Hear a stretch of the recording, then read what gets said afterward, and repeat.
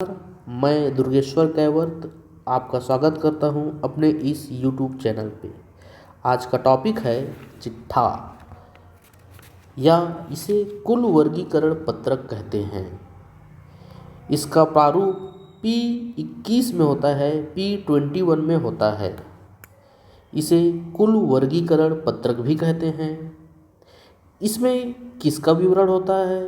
तो इसमें फसल व सिंचाई के साधनों का विवरण होता है। यह ग्रामवार तैयार किया जाता है। मतलब पटवारी अपने प्रत्येक गांव के लिए एक चिट्ठा बनाएगा। ये जो चिट्ठा है पटवारी खसरे को देखकर भरता है। खसरे को देखकर कैसे भरेगा? तो खसरे के प्रत्येक पृष्ठ में दिए गए क्षेत्रों के अनुसार चिट्ठा को भरेगा। इसमें कुल 110 कॉलम होते हैं। अभी मैं बताऊंगा 110 खानों में क्या क्या खाने होते हैं। सभी खाने को डिटेल से पढ़ेंगे। ये जो प्रारूप है पटवारी के पास 5 वर्ष तक सुरक्षित रहता है और इसी चिट्ठा के प्रारूप से आगे हम खरीफ जिन्सवार, रबी जिन्सवार और मिलान खसरा बनाते हैं। ठीक, तो चलिए इस चिट्ठा को कैसे भरते हैं प्रत्येक खाने को, उसके बारे में हम देखते हैं। तो सबसे पहले आता है खसरा पृष्ठ खाना 1। ये जो खाना 1 है, खसरे के प्रत्येक पृष्ठ का योग प्रत्येक पंक्ति में दिया जाएगा। मतलब खसरा का मान लीजिए पहला पंक्ति है, ठीक है। इसमें खाता, गैर खाता, खाता का रहेगा यहाँ। फिर खाता के बाहर गैर खाता अर्थात गैर खाता, फिर आबादी, फिर टोटल योग। क्लियर है? इस प्रकार से प्रत्येक पृष्ठ का हम चिट्ठा बनाएंगे। क्लियर? सबसे पहले क्या रहेगा? यहाँ खाता का रहेगा। फिर दूसरा में खाता के बाहर का क्षेत्रफल के फसल का विवरण रहेगा। फिर तीसरा में आबादी का भी दे सकते हैं या आबादी का नहीं देते तो खाता और खाता के बाहर का क्षेत्रफल का फसल, फिर योग, इसका यहाँ योग रहेगा। ए खसरा पृष्ठ 1 का हो गया। सेम फिर खसरा पृष्ठ को 2 का बनाएंगे। खाता का क्षेत्र, खाता में जो फसल लिए हैं उसका क्षेत्रफल, फिर खाता के बाहर जो फसल लिए हैं उसका क्षेत्रफल, फिर योग। इस प्रकार दूसरे पृष्ठ का, फिर तीसरे पृष्ठ का, इस प्रकार पृष्ठवार हम खसरा यहाँ खसरे के अनुसार जो है चिट्ठा बनाते रहेंगे। ठीक है, मैं आपको खसरा दिखा देता हूँ और सॉरी चिट्ठा। इस प्रकार चिट्ठा होता है। ये देखिए ये चिट्ठा है। ठीक, यहाँ खसरे के पहले पृष्ठ का रहेगा। मान लीजिए पहले पृष्ठ के हो गया, दूसरे पृष्ठ का, यहाँ से फिर तीसरे पृष्ठ का। इस प्रकार एक गांव के प्रत्येक पृष्ठ के जो खसरा हैं उसका यहाँ चिट्ठा बनेगा। ठीक है। यदि चिट्ठे में एक से अधिक पृष्ठ सम्मिलित हों, मान लीजिए और पृष्ठ लगता है, तो खानों का योग अंत में दिया जाएगा। खानों का योग क्या है? सभी पृष्ठों में जितना योग हो रहा है उसको अंत में दिया जाएगा और बाद के पृष्ठ पर पहली प्रविष्टि के रूप में लिखा जाएगा। क्लियर है? यदि इन सभी का योग करें, यदि और चिट्ठा लगता है तो इन सभी का योग नीचे करना है और इस योग को जो दूसरा चिट्ठा रहेगा उसके ऊपर में यानी पहली प्रविष्टि के रूप में लिखा जाएगा।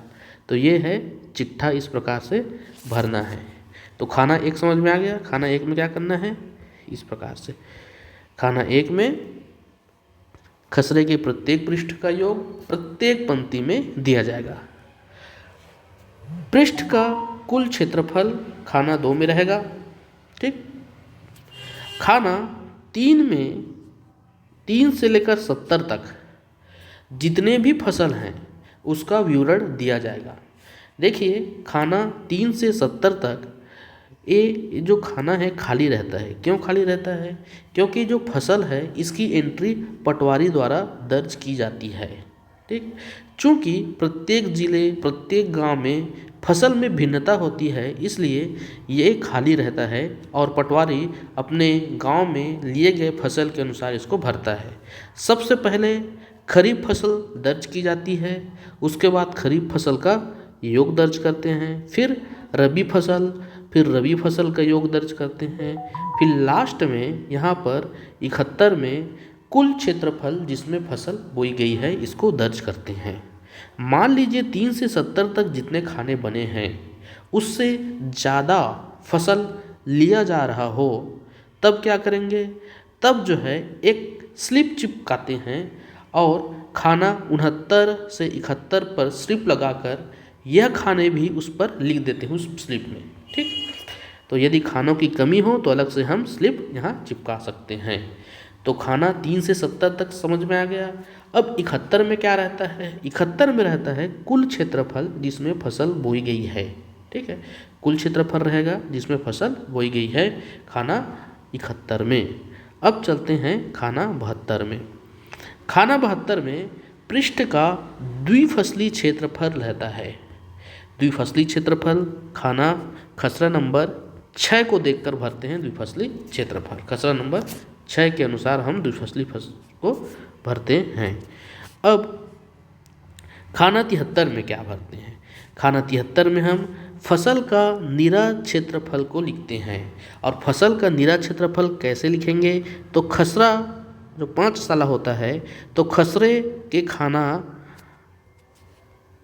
5 के क्षेत्रफल से खसरे के खाना 6 का क्षेत्रफल को घटा देने पर हमें खाना 73 का क्षेत्रफल अर्थात निरा फसल का क्षेत्रफल मिल जाता है। ठीक।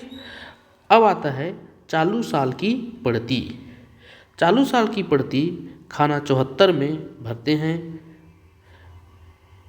जो खसरे के खाना 7 होता है। ठीक है, फिर 2 से 5 साल की पड़ती, ये जो है खसरे के खाना 8 से देखकर इसमें भरते हैं 2 से 5 साल की पड़ती को।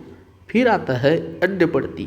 अन्य पड़ती अर्थात 5 साल से ऊपर की पड़त भूमि को अन्य पड़ती माना जाता है, जो कि खसरे के खाना 9 का क्षेत्रफल होता है, उसको यहाँ भरते हैं। फिर आता है खाना 77 में।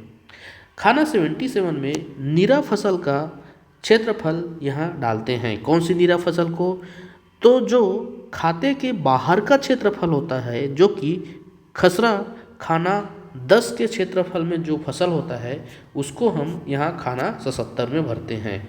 खसरा का वीडियो आप देख सकते हैं, पहले डला हुआ है कि खाते के बाहर की फसल को हम खाना खसरा के खाना 10 में एंट्री करते हैं और उसी एरिया को यहाँ निरा फसल को हम यहाँ खसरा 77 में एंट्री करते हैं। अब आता है खाते गैर खाते जमीन का विवरण। गैर खाते जमीन का विवरण, खसरा खाना 2 का क्षेत्रफल जो मिलान खसरा खाना 7 से 13 में शामिल है। ठीक। अब देखिए इसमें क्या क्या भरते हैं।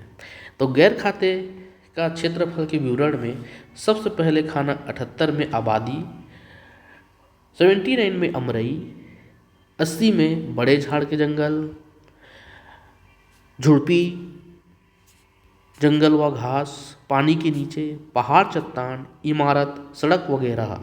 इस प्रकार खाना 78 से 84 तक गैर खाते का क्षेत्रफल को अंकित करते हैं, जो खसरा के खाने 2 से देखते हैं। ठीक है, अब इसका योग करेंगे गैर खाते का, तो ये 85 हो गया गैर खाते का योग।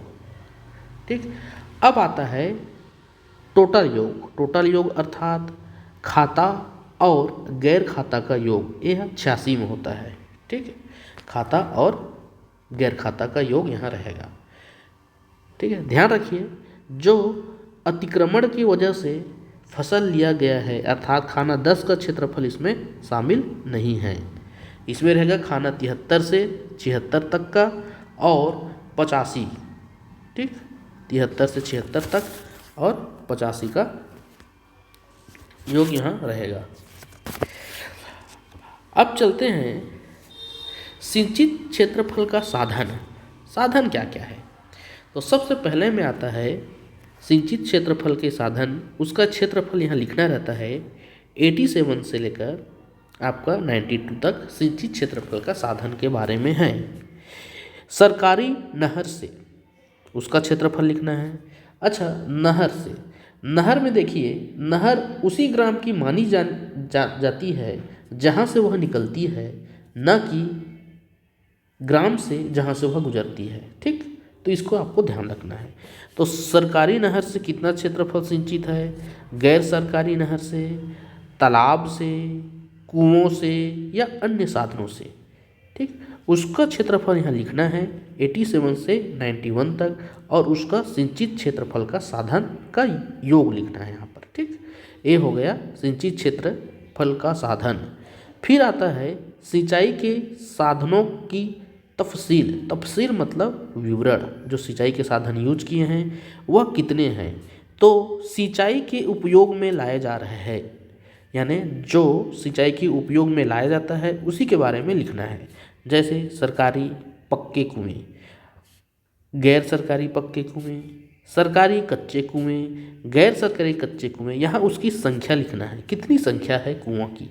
ठीक है, नेक्स्ट है उपयोग में नहीं लाए गए सब सरकारी, गैर सरकारी, कच्चे और पक्के कुएं।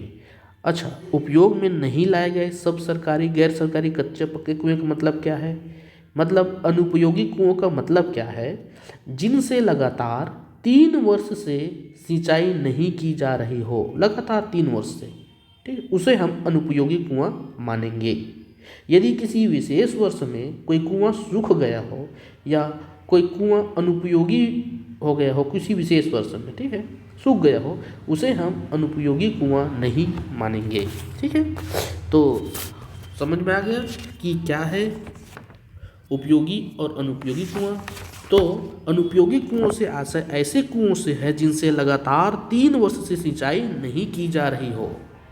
ठीक, ऐसा कुआं जो किसी विशेष वर्ष सूख गया हो अनुपयोगी कुआं नहीं कहलाएगा। क्लियर? तो यहाँ कुआं के बारे में याद रखिए, एग्जाम में आता है। अब आता है कुओं की संख्या। चालू, स्वतंत्र रूप से सिंचाई करने वाले कुओं की संख्या। 99 में दूसरे साधनों से सिंचित गई जमीन की पूरक सिंचाई करने वाले कुओं की संख्या, इसको लिखना है। नेक्स्ट है आबादी में घरेलू काम में उपयोग में लाए जाने वाले कुओं की संख्या, इसको 100 में, खाना नंबर 100 में डालना है। फिर आता है कुआं के बाद नलकूप। नलकूप यानी ट्यूबवेल्स की संख्या।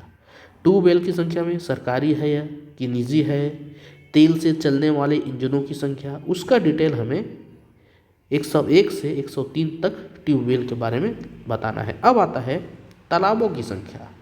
तालाब के बारे में देखिए कि काम में आने वाले व न आने वाले जिनसे सिंचाई होती है। ध्यान रखिए, सभी कुओं की संख्या कंसिडर नहीं करना है।